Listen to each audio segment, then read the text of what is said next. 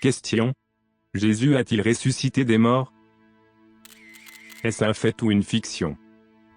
Cela a-t-il de l'importance? Quelles sont les preuves? Et quelle réponse donneriez-vous à un ami non chrétien qui demanderait: la résurrection de Jésus n'est-elle pas tout simplement un mythe? Comment savons-nous qu'il était vraiment mort quand ils l'ont enlevé de la croix? Et après sa mort et son ensevelissement, l'apparition de la résurrection de Jésus à plus de 500 personnes, était-ce juste une invention de l'esprit, ou bien de réelles apparitions physiques de Jésus ressuscité? Mon invité aujourd'hui, qui répondra à ces questions, est un ancien athée devenu chrétien, Monsieur Lee Strobel, ancien rédacteur juridique primé du Chicago Tribune, et auteur de près de 20 best-sellers selon la liste du New York Times. Nous vous invitons à nous rejoindre pour entendre la preuve incroyable de la résurrection de Jésus dans cette édition spéciale, du show John Ankerberg. Bienvenue dans notre programme.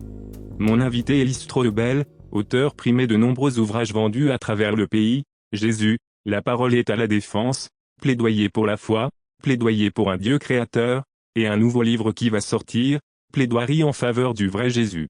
Lee a été rédacteur en chef et éditeur juridique, au Chicago Tribune pendant 13 ans et a remporté de nombreux prix. Pendant tout ce temps, cependant, il était totalement athée. Il ne croyait pas en Dieu, il pensait que c'était un mythe, un conte de fées, qu'il n'en avait pas besoin. Mais les circonstances l'ont amené à enquêter sur les preuves. Et il lui a fallu 2 ans pour enquêter sur les allégations de Jésus-Christ et savoir qu'en faire. La preuve l'a conduit à la foi en Jésus-Christ. Et ce dont nous parlons, c'est de cette preuve. Je veux que vous l'entendiez. Bien, récemment, comme vous le savez, il y a eu de nouvelles attaques des radicaux sur la résurrection. Et donc Lee a sorti un autre livre où il a dû reconsidérer la première position qu'il avait en 1981. Ce qu'il avait découvert était-il toujours vrai à la lumière de ces attaques? Donc, Lee, laissez-moi vous donner brièvement certaines de ces attaques radicales, voyons-en un aperçu, puis nous les analyserons plus en profondeur. La plupart des gens connaissent probablement le nom de Bart Ehrman à l'Université de Caroline du Nord. Il a écrit « Altérer les propos de Jésus » et un tas d'autres livres. On le voit dans de nombreuses émissions. Quel est son principal problème avec la résurrection? Eh bien, il dit que même les historiens ne peuvent pas vraiment enquêter sur un événement miraculeux comme la résurrection. Alors il dit, tout ce que j'ai appris à propos de la résurrection, je n'y crois plus. Oui, puis il y a la tombe familiale de Jésus. C'est une édition spéciale qui est sortie il y a peu de temps. De quoi s'agissait-il?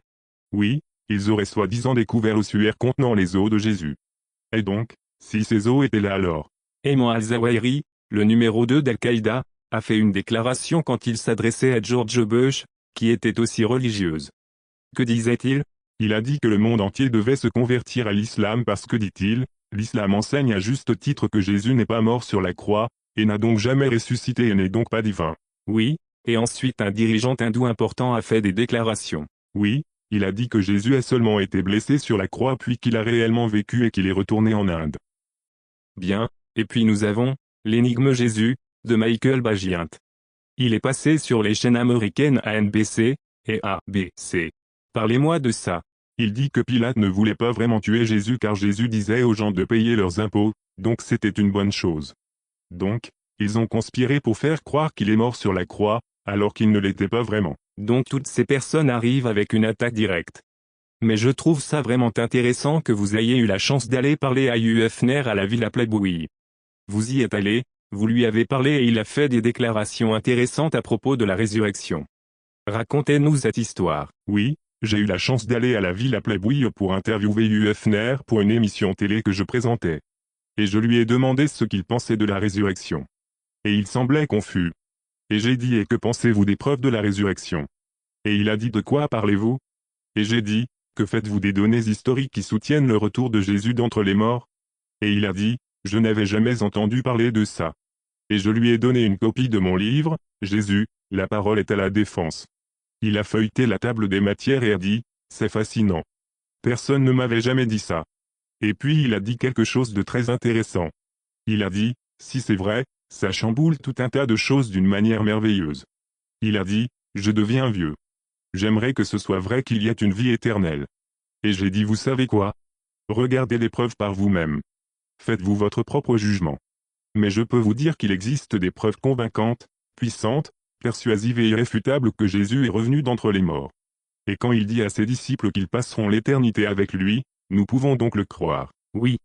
Ça nous ramène aussi à votre propre histoire.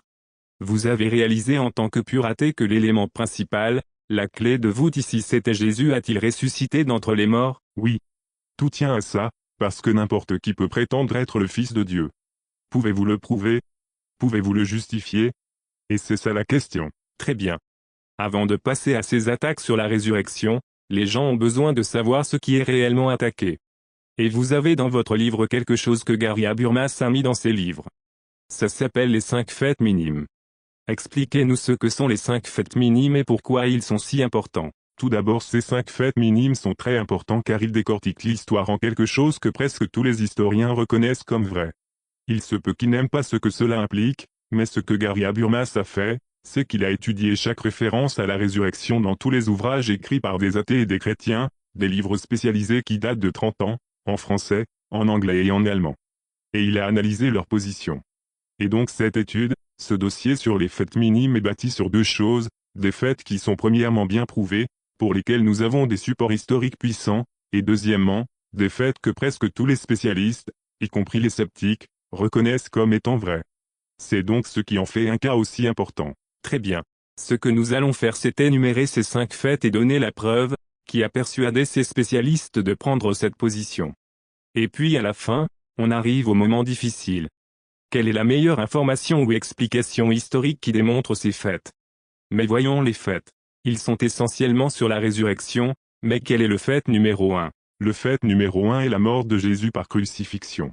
Et, John, il s'agit d'une conviction absolument centrale parmi les historiens, y compris les sceptiques et les athées. Gerd Ludemann de l'université Vanderbilt, un athée, dit que c'était absolument vrai, historiquement. On sait que c'est vrai. John Dominic Crossan, libéral extrême, dit que c'est vrai. Et même James Debord, qui est professeur, qui est athée, reconnaît que ce fait a eu lieu, que Jésus a été tué par crucifixion. Nous avons 5 sources en dehors de la Bible, en plus des 4 évangiles qui confirment toutes que Jésus était mort quand il a été descendu de la croix. Donc, vous savez, historiquement parlant, il n'y a pas de doute à propos de ça. Il faudrait être complètement fou. Les gens qui disent « Oh, Jésus n'a jamais existé ». Ces cinglés qui tentent de faire ces déclarations ridicules. Si vous êtes un chercheur légitime, vous acceptez le fait que Jésus a été mis à mort et est descendu de cette croix. Il n'était pas. Oui, mais il existe pourtant beaucoup de livres populaires. Je me souviens quand j'étais à l'université, vous aviez le livre de Hugh Schonfield, Le complot de Pâques, et il y a d'autres personnes qui prétendent que, vous savez, que Jésus est ressuscité dans la tombe, et on verra ça plus tard, qu'il a réussi à sortir, et qu'il est allé en Égypte, ou en Espagne. Je veux dire, Jésus, le voyageur, ou même en Inde. Oui. Vous savez, la réponse à cette question est dans quel état aurait-il été s'il avait réussi à survivre à la croix? Comment cela aurait-il convaincu ses disciples d'être aussi excités par le fait d'avoir eu aussi un jour un corps ressuscité comme ça, et de construire tout un mouvement mondial basé sur cette glorieuse espérance? Parce que Jésus aurait été dans un état horrible. Il était en état de choc hypovolémique, selon les experts médicaux que j'ai interrogés, après le passage à tabac, avant même qu'il soit crucifié. Il avait une lance qui lui transperçait le poumon et le cœur. Je veux dire, il est impossible qu'il soit descendu de cette croix vivant. Et même le journal de l'Association médicale américaine a publié un article dans lequel ils ont étudié le dossier historique, et cela dit que toutes les interprétations selon lesquelles Jésus ne serait pas mort sur la croix sont en contradiction avec la compréhension de la médecine moderne, et avec les preuves historiques. Oui. Les soldats romains étaient-ils assez compétents pour savoir que Jésus était mort? C'était leur travail. C'est ce qu'ils faisaient pour vivre. Ça ne fait aucun doute, ils savaient exactement quand Jésus a été déclaré mort par plusieurs experts. Ils savaient qu'il n'était plus en vie. Pourquoi la crucifixion est-elle vraiment une mort par asphyxie? Cela met une telle pression sur vos muscles intercostaux que ça bloque vos poumons en position d'inhalation, de telle sorte que vous ne pouvez pas respirer. La seule manière de respirer c'est en se redressant contre la croix pour relâcher la pression et expirer, puis prendre de nouveau son souffle, et se laisser retomber. Et si vous restez accroché pendant un certain temps, votre cœur lâche à cause de la suffocation. Oui. Et donc si un soldat romain vous regarde et que vous n'avez pas bougé pendant 30 minutes sur la croix, vous êtes mort. Très bien. Et donc c'est un fait que Jésus est mort, et c'est un fait très important. Nous reviendrons pour expliquer pourquoi c'est important, Mais quel est le second? Le fait numéro 2 est la croyance parmi les disciples d'avoir rencontré Jésus ressuscité. Et, cela est bâti autour de 3 preuves. La première inclut Paul, l'apôtre Paul. L'apôtre Paul, nous le savons à partir de données historiques, était ami avec Jacques, Pierre et Jean, certains des disciples clés de Jésus. Et Paul parle lui-même de sa rencontre avec Jésus ressuscité, et dit qu'il l'a rencontré et qu'il était vivant. Il dit dans 1 Corinthiens 15, verset 11 que lui et ses autres disciples proclament la même chose. Nous sommes donc en phase. Nous disons tous la même chose. Donc, nous avons tous ces gens qui déclarent que Jésus est revenu d'entre les morts. Deuxièmement, nous avons la tradition orale, c'est-à-dire les premières croyances des chrétiens, dans les credos, les hymnes, etc. sur la résurrection, qui sont si anciennes qu'elles ne peuvent pas être le produit d'une légende. Et certaines sont même dans les livres et lettres des apôtres. Exactement. L'apôtre Paul, tout le monde est d'accord, a écrit 1 Corinthiens, qui est un livre du Nouveau Testament de la Bible. Il a été écrit vers 55 après Jésus-Christ, Jésus a été mis à mort vers 30 après Jésus-Christ. Et pourtant, nous savons que nous pouvons revenir encore plus tôt que cela, parce que c'est ce qu'il dit, et je vais vous le lire. Il dit, « Je vous ai transmis, comme un enseignement de première importance, ce que j'avais moi-même reçu. En d'autres termes, je vous l'ai déjà passé auparavant, et en passant, je ne l'ai pas inventé. Je tiens ça et les historiens pensent que c'était de Pierre et Jacques, peu de temps après la résurrection. Que le Christ est mort pour nos péchés, selon les Écritures, qu'il a été enseveli, qu'il est ressuscité le 3e jour selon les Écritures, et puis il est apparu à Pierre et puis aux 12. Après cela, il est apparu à plus de 500 frères à la fois dont la plupart sont encore vivants. En d'autres termes, allez leur demander vous-même si vous ne me croyez pas, quelques-uns se sont endormis, certains sont morts. Puis il est apparu à Jacques, puis à tous les apôtres, et puis à moi. » Ouais, Joachim Jérémie, le savant juif, dit que c'est vraiment très traditionnel, les paroles que Paul utilise ne sont pas nécessairement de lui, ce sont des mots qu'il a reçus de quelqu'un d'autre. Ça remonte à très tôt, et ça indique que ça ne peut pas être le produit de la légende. Et donc je pense que c'est un témoignage fort de la vérité. Et la façon dont nous le savons c'est Galates 1 et 2, où Paul écrit à propos de certaines de ses aventures, après avoir été sauvé il est revenu, dit-il, et a été à Jérusalem 3 ans après avoir été sauvé. S'il a été sauvé 2 ans après la mort et la résurrection de Jésus, vous êtes en 32 après JC quand il a été sauvé, et 3 ans ça donnerait 35 après JC. Et donc maintenant il est à Jérusalem avec Pierre et Jacques et Jean. Je veux dire, c'est ce qu'il dit, et il utilise un mot historao. Ce qui signifie qu'il a enquêté, il a contre-interrogé. Comme ce que vous faisiez. C'est vrai. Il voulait savoir, assurons-nous que nous sommes en phase. Il les questionne intensément pour être sûr de savoir exactement ce qu'il disait et voir si ça correspondait avec ce qu'il disait.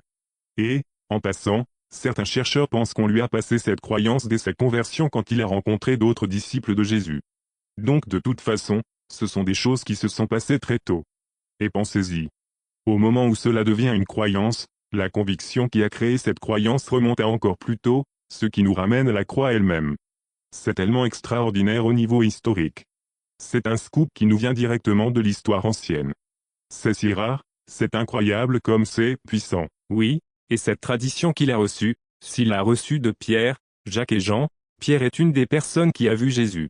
Jacques, qui a été sceptique toute sa vie, en fait part immédiatement à Paul, « J'ai vu mon frère ». Ceci est très important. Paul, qui était lui-même témoin de la résurrection de Jésus, il ne reçoit pas cette croyance dans la rue quelque part par des étrangers, il la reçoit de la part de témoins oculaires. Et donc Pinchas Lapide, spécialiste juif du Nouveau Testament dit que cela a tellement de validité historique que cela peut être considéré comme une déclaration de témoins oculaires. Bien, nous avons donc, vous avez Paul, vous avez la tradition orale, et puis vous avez la tradition écrite. Vous avez Matthieu, Marc, Luc et Jean qui rapportent cela. Vous avez les premiers pères de l'Église. C'est très important. Avant que vous poursuiviez, certaines personnes diront, « Attendez une minute Strobel, vous venez d'introduire Matthieu, Marc, Luc et Jean. Je veux dire, vous pensez que c'est la parole inspirée infaillible de Dieu. » Mettons cette question de côté. N'en parlons même pas.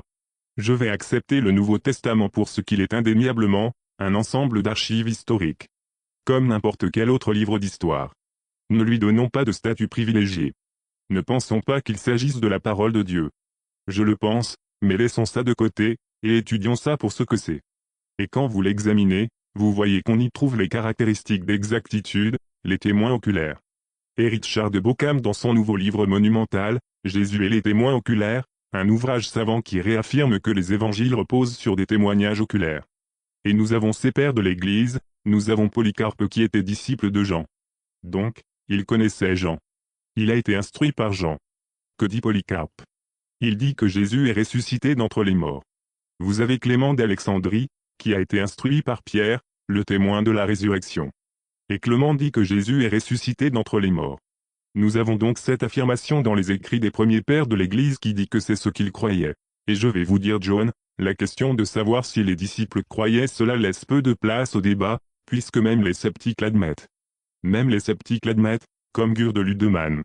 Je l'ai mentionné plus tôt, athée spécialiste du Nouveau Testament, à l'université Vanderbilt, il vous dira que cela fait partie des fondements historiques. Cela est vrai historiquement parlant. Il le croyait vraiment.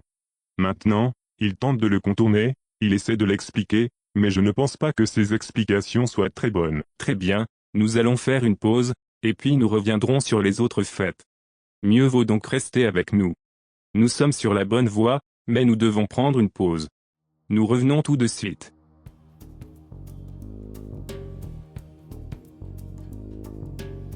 Si vous voudriez regarder l'émission d'aujourd'hui en ligne, ou lire une transcription, vous pouvez le faire maintenant sur notre site web, jho.org.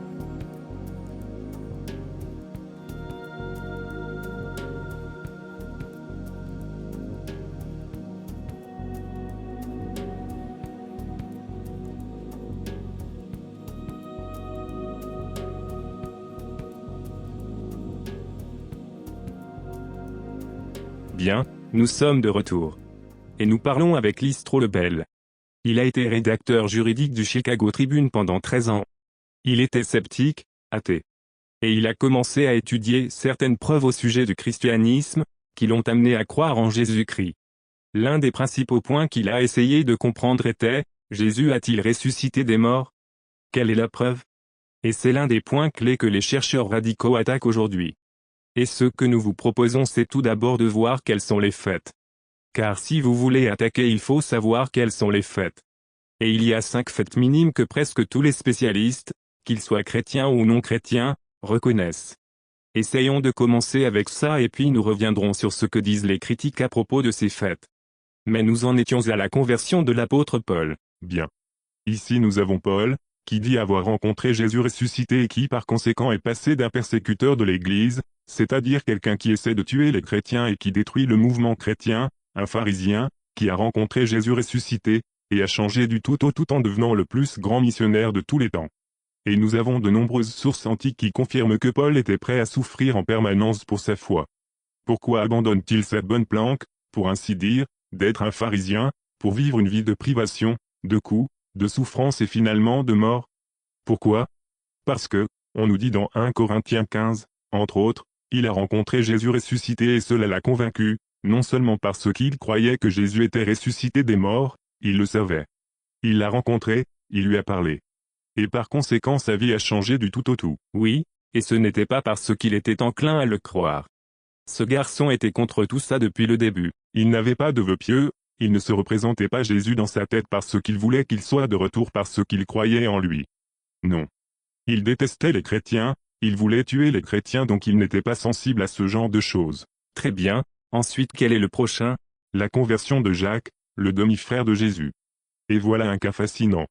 Nous reconnaissons comme fait historique que Jacques n'était pas un disciple de Jésus pendant la vie de Jésus. Comment savons-nous cela? Eh bien, tout d'abord, c'est écrit dans le Nouveau Testament. Pourquoi devons-nous y croire? En raison de ce qu'on appelle le critère de l'embarras.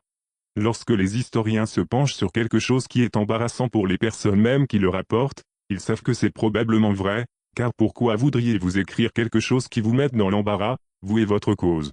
Eh bien, nous savons qu'au 1er siècle pour quelqu'un comme Jésus, un rabbin, le fait de ne pas avoir les membres de sa famille comme disciples était quelque chose d'embarrassant. Vous ne voudriez pas l'admettre, vous ne voudriez pas le reconnaître, si ce n'était pas vrai. Eh bien, le Nouveau Testament nous dit que Jacques ne croyait pas en Jésus durant la vie de Jésus, donc c'est probablement vrai.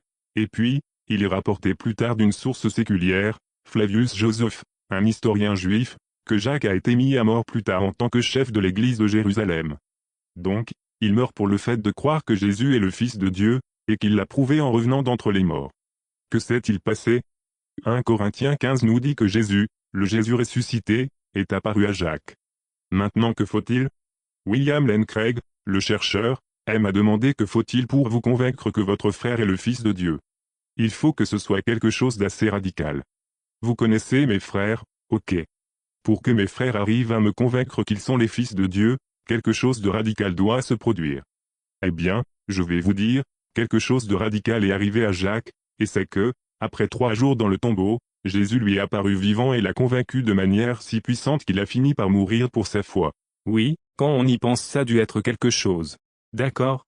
Tout d'un coup, il se retrouve face à face avec son frère ressuscité. Et tout d'un coup tous ses enseignements, tout ce qu'il a dit lui revient à l'esprit et il réalise, « Oh mon Dieu, je me suis trompé. » Bien, le 5e fait est le tombeau vide. Le tombeau vide est reconnu par environ 75% de ces historiens critiques, y compris les sceptiques. Ce qui est beaucoup. C'est la grande majorité. Les autres points sont universels, pratiquement, mais 75% c'est vraiment beaucoup. Oui, si un président obtenait 75% des voix, nous l'élirions pape, vous savez. Absolument, absolument. Nous avons donc 3 points, rapidement, pour prouver le tombeau vide. Tout d'abord, nous avons le facteur Jérusalem. Le fait que les disciples aient pu, dans la ville même où Jésus fut mis à mort, peu de temps plus tard, proclamer qu'il était revenu d'entre les morts, à une audience qui aurait su si ce n'était pas vrai. Ils savaient s'ils mentaient, ils savaient s'ils inventaient. Et pourtant, nous voyons qu'historiquement, l'Église est née à cet endroit même, parce que les gens savaient qu'ils disaient la vérité quand ils parlaient de Jésus ressuscité. Deuxièmement, attestation de l'ennemi. Ce que cela veut dire c'est que même les ennemis de Jésus ont admis que le tombeau était vide. L'argument était que les disciples auraient d'une manière ou d'une autre volé le corps. C'était la rumeur qui régnait. Eh bien, pensez-y. Ça n'a aucun sens. Les gardes étaient soi-disant endormis. Eh bien, comment ont-ils su que les disciples avaient volé le corps s'ils dormaient? Et puis, ils n'en avaient ni le motif, ni les moyens, ni l'occasion. C'est ridicule. Personne n'y croyait à l'époque, personne n'y croit maintenant. Mais pensez-y. Si je venais vous voir, et que j'étais un petit garçon et que vous étiez le professeur, et je viens vous voir et vous dis que mon chien a mangé mes devoirs, j'admettrais que je n'ai pas mes devoirs. Pourquoi inventerais-je cette histoire si j'avais mes devoirs? Eh bien, c'est la même chose. Pourquoi inventeriez-vous une histoire à propos des disciples volant le corps si le corps est dans la tombe? Ils reconnaissent que le corps a disparu. Et puis troisièmement, nous avons le témoignage des femmes. Les évangiles nous rapportent que ce sont les femmes qui ont découvert le tombeau vide. Et pourquoi c'est important? Encore une fois, c'est le critère de l'embarras. Dans la culture juive et romaine du 1er siècle, le témoignage des femmes n'était pas pris au sérieux. Elles n'avaient pas de crédibilité.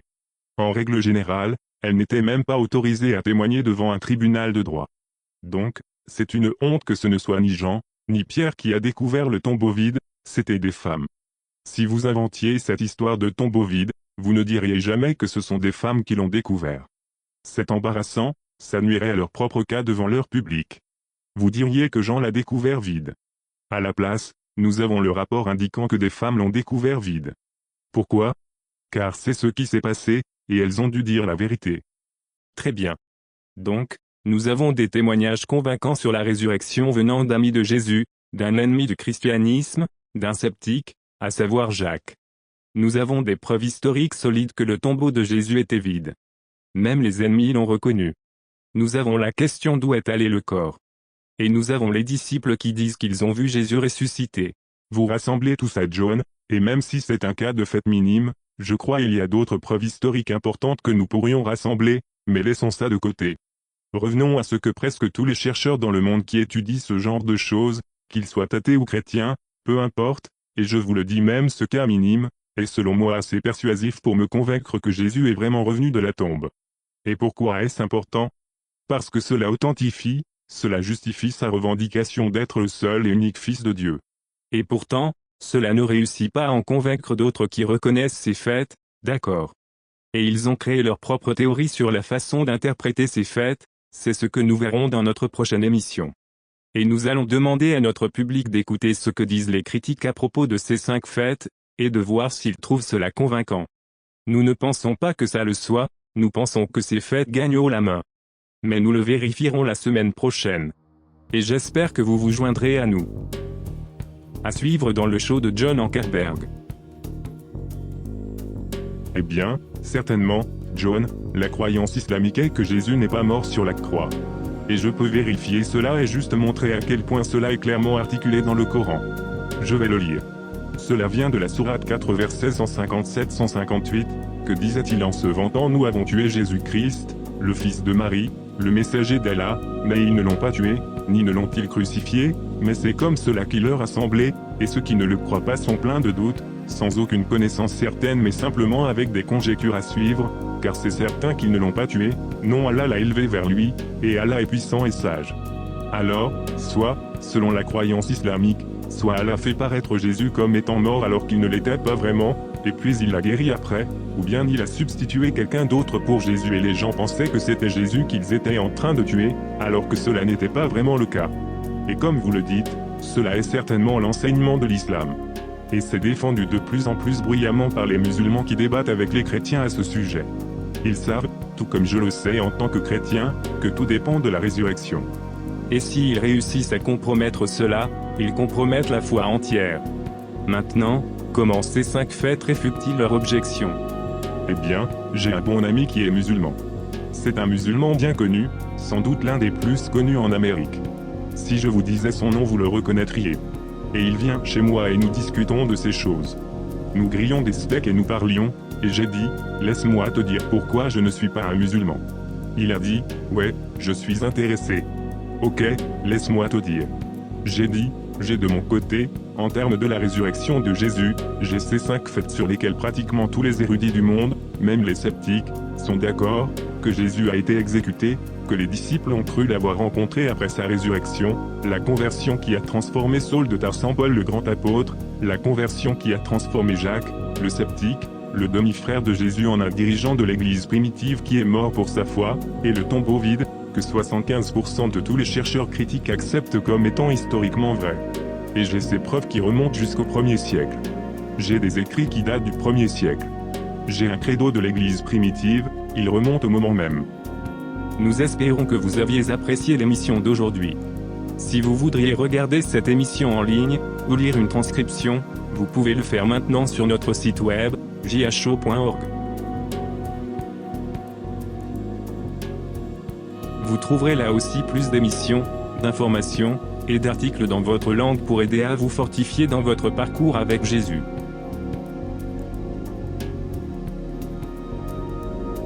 Si vous voudriez lire la Bible, vous pouvez aller à jho.org sur votre ordinateur, votre tablette, ou votre smartphone. Dans le coin plus haut de droite, vous verrez les mots « Bible » dans votre langue. Cliquez sur ces mots, et vous trouverez 783 traductions de la Bible et 783 enregistrements dramatiques de la Bible pour vous, tous gratuits.